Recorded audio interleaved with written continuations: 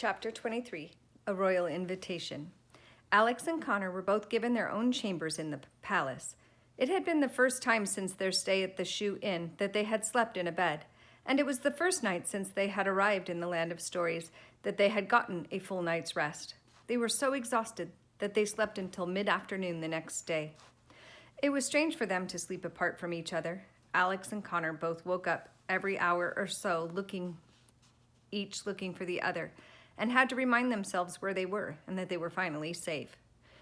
The palace servants had taken their t-shirts and jeans to wash, and the twins were given clothes to wear in the meantime. Alex was given a beautiful scarlet red dress with fur around the cuffs and neck.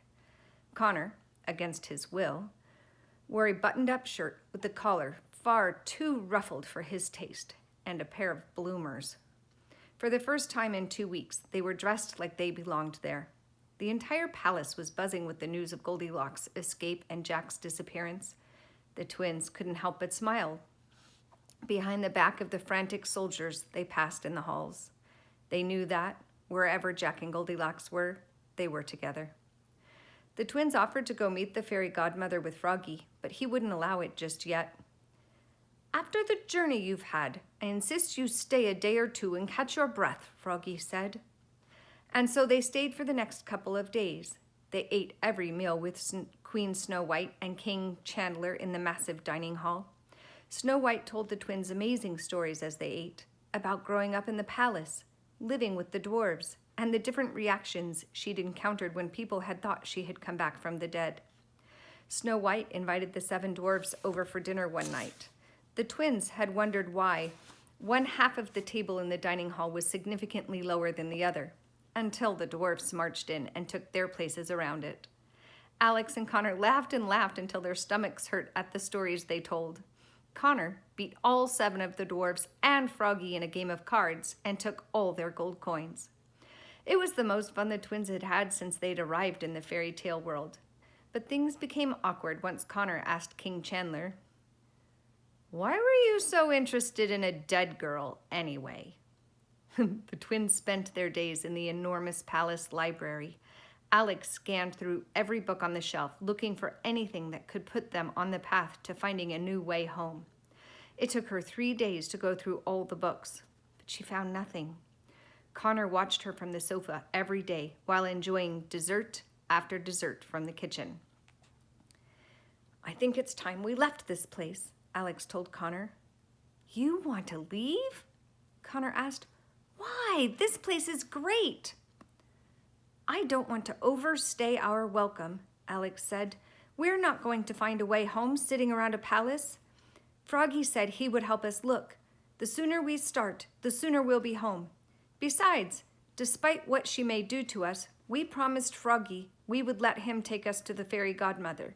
Maybe if she isn't too mad at us for breaking the glass slipper, she could give us a tip on how we could get home." "I guess," Connor said sorrowfully, looking down at the cake he was enjoying. His eyes suddenly lit up. "You know, there's something we haven't tried." "What's that?" Connor asked. He stood up, closed his eyes, and began knocking his heels together. "There's no place like home. There's no place like home," Connor shouted. He opened one eye and was disappointed to see that he was still in the same place. "Just thought I would give it a try." Do you know why Connor did that? Why did he click his heels together and say no place like home? Have you ever seen The Wizard of Oz? That's what Dorothy does. The next day, the twins packed up their things and dressed in their own clothes. They tossed the saber from the deepest sea into the fireplace of Alex's room, destroying it, just as they had promised the sea foam spirit. They had just arranged to leave with Froggy afternoon that day when Sir Grant found them with some news. "We've received a message for you," Sir Grant said. Curious, the twins quickly followed him to the dining hall, where Snow White, Red Riding Hood, and Froggy stood around excitedly. The queens were each holding bright envelopes. A messenger from another kingdom blew his horn upon seeing the twins and presented them with an identical envelope.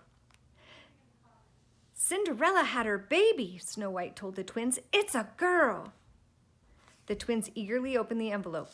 It was white and addressed to Alex and Connor Wishington.